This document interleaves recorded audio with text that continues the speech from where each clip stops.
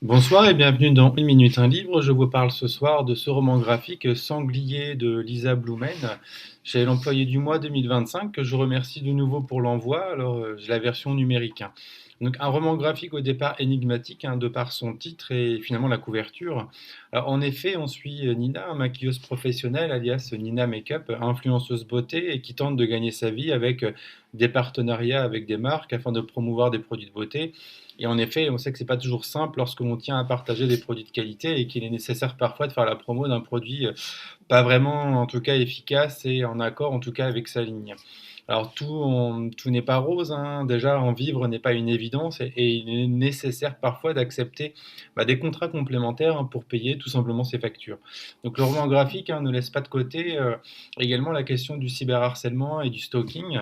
En effet, hein, on voit bien les commentaires en ligne qui sont particulièrement violents, hein, de l'ordre de l'injure. Et les commentaires en présentiel peuvent également être désobligeants. Et professionnellement, Nina se heurte également, bien évidemment, à la question du sexisme.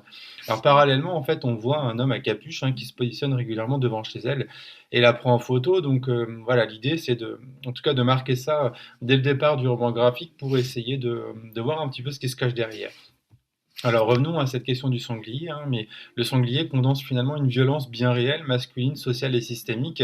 Alors, il est présent à plusieurs phases, hein, celui en photo d'ailleurs chez le photographe, l'histoire racontée par l'ingé son, hein, et, et de manière plus profonde finalement l'effet produit par ces premiers éléments, hein, qui provoquent chez Nina de manière inconsciente finalement la création psychologique du sanglier comme figure métaphorique de l'envers du décor avec cette question de harcèlement, mais également l'hypocrisie, la marchandisation de la beauté dite féminine, hein, le sexisme, le travail invisible et précaire des influences heureuses, l'instabilité, le dilemme, exigence éthique, exigence financière.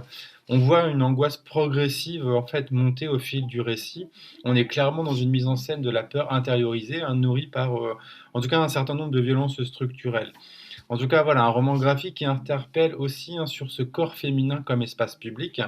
C'est vraiment un récit glaçant donc sur on l'a dit, hein, la marchandisation du corps féminin, hein, mais pas seulement, hein. On revient aussi encore une fois sur ce cyberharcèlement et la manière finalement dont la violence masculine s'infiltre jusque dans l'intime.